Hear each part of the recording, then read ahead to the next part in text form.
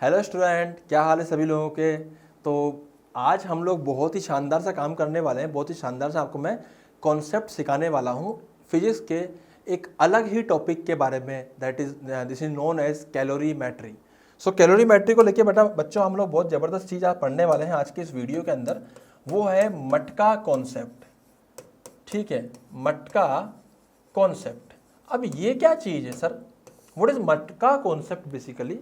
सो इसका मतलब ये होता है बच्चों कि मटका कॉन्सेप्ट का बेसिकली मतलब ये होता है कि जैसे बात करते हैं अगर हम मटके की, हमने मटका देखा ही है। अब ये वीडियो बेसिकली उन लोगों के लिए है जो लोग मटके को जानते हैं ना। वो नहीं चाहिए कि हम लोग तो सिर्फ और सिर्फ है ना we use only refrigerator water only है ना, मटका वटका हम नहीं समझते, उन अंग्रेजों के लिए नहीं है। ठीक है, तो मटका कॉन्सेप्ट बेसिकली हमारे एकदम देसी भाइयों के लिए है। मेरी बात ध्यान समझना, अगर हम किसी मटके में पानी भरते हैं तो पानी ठंडा हो जाता है। अब ये साइंस हमारे पूर्वजों को पहले से ही पता थी कि तुक्के में हो गया, ये तो मुझे नहीं पता है ना, लेकिन मुझे इतना लगता है कि ये पता होगी उनको, क्योंकि उनको और भी ऐसी ऐसी बातें पता थी जो आज के लोगों को भी शायद नहीं पता हो। ठीक है, तो अभी हम बात करते हैं मटका कॉन्सेप्ट बच्चों। इसके अंदर हमने पानी भरा, और जब पानी भरा इसके अंदर तो क्या हुआ कि ये पानी ठंडा हो गया कुछ देर के बाद। अब ये कहानी समझ नहीं आई यार, ये पानी ठंडा कैसे हो रहा है मटका में? जैसे मान लीजिए अगर हम लोग इसको भरते हैं किसी स्टील के मटके में, जैसे स्टील के मटके आता है ना, स्टील का कोई बर्तन आ गया, कंटेनर आ गया स्टील का, तो it is made up of steel. इसमें पानी भरूंगा तो ठंडा नहीं होगा, लेकिन इसमें भरूंगा तो ठंडा हो जाएगा। जितना भरा था उससे ज़्यादा ठंडा हो गया। तो ये कहानी समझ में नहीं आई। इस कहानी को समझने के लिए फिर दिमाग लगाया गया कि यार मटके को थोड़ा ऑब्जर्व किया गया कि आखिर इसमें क्या है, इसमें क्या है, आखिर क्यों हो रहा है, ठंडा क्यों हो रहा है। तो देखा तो ओहो, इसके अंदर तो पोर्स बने हुए हैं। इसमें क्या बने हुए? छोटे छोटे से पोर्स। ओहो, क्या बने हुए? छोटे छोटे से पोर्स बने हुए हैं। ठीक है, तो इन पोर्स से पानी निकलेगा। अगर पानी निकलेगा और इवेपोरेट कर जाएगा, ऑब्वियस बात है इवेपोरेट भी कर जाएगा, तो क्या होगा सर? समझते हैं। सबसे पहली बात तो यह है कि पानी इवेपोरेट करने के लिए कितनी एनर्जी खर्च करेगा, कितनी हीट खर्च करेगा। तो वो हीट खर्च करेगा m/LV।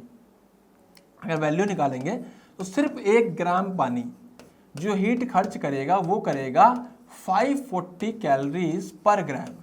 इसका मतलब 1 ग्राम पानी को अगर आप इवेपोरेट कर दोगे तो उससे सिर्फ और सिर्फ 540 कैलोरी ही हमारी क्या निकलेगी? हीट निकलेगी। मतलब इतनी सी हीट हमारी क्या हो जाएगी? 540 कैलोरीज हीट वो क्या करेगा? एब्जॉर्ब कर लेगा। ओके, सो अब कहानी शुरू होती है यहाँ पे कि साहब ये जो हीट है वो कहाँ से मिलेगी उस 1 ग्राम वाटर को? अब पोर्स थे, अंदर वाले पानी ने बोला कि ठीक है भाई, तुझे चाहिए तो मेरे से ले जा। उसने कहा ठीक है भाई, दे दे 1 ग्राम पानी हो, सिर्फ इतना सा 1 ग्राम पानी को मुझे एवोरेट होना है। तो इसने कहा कि ठीक है भाई, मुझसे ले जा। अब ये ले गया। अब हुआ क्या कि जब इससे लेके जाएंगे तो ऑब्वियस बात है, जब इससे हीट निकालेंगे तो इसके टेम्परेचर में डिक्रीमेंट आएगा।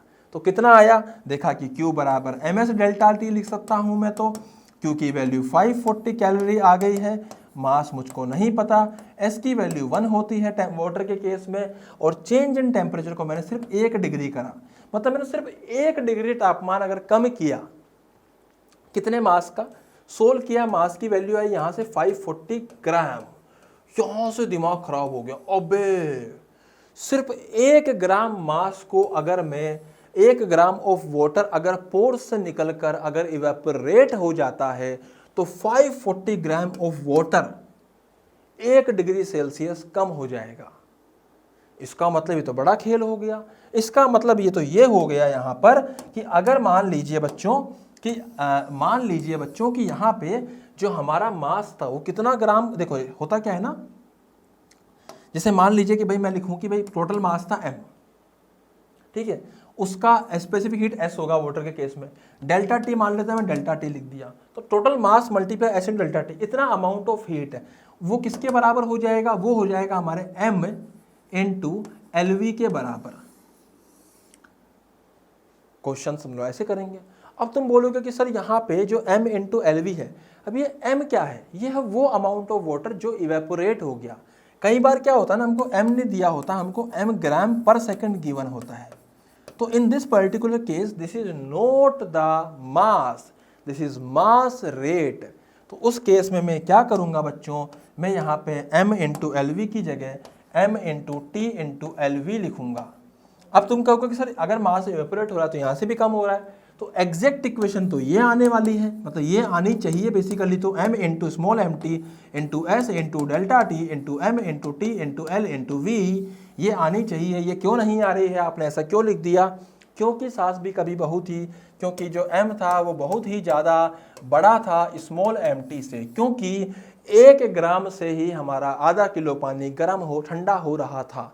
तो हमें ज़्यादा उबालने की ज़्यादा इवेपोरेट करने की ज़रूरत ही नहीं थी, बहुत कम से ही काम चल जाता है। इसका मतलब ये वैल्यू बहुत ज़्यादा बड़ी होगी, इसका मतलब मैं इसको इस प्रकार से लिखने की जगह इस प्रकार से लिखूंगा तो भी मेरा काम चल जाएगा।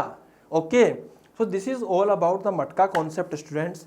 मटके बनाए गए दुनिया में बहुत अलग अलग जगहों पे, उसमें पानी भरा गया, उससे पानी पिया गया, वो पानी ठंडा लगा और लोगों ने बाद में उस पर रिसर्च करी तो समझ में आया कि इसके पीछे कैलोरीमेट्री का एक बहुत ही प्यारा सा कॉन्सेप्ट जुड़ा हुआ है। ओके, सो ऐसे ही वीडियोस को देखने के लिए हमारे साथ जुड़े रहिए।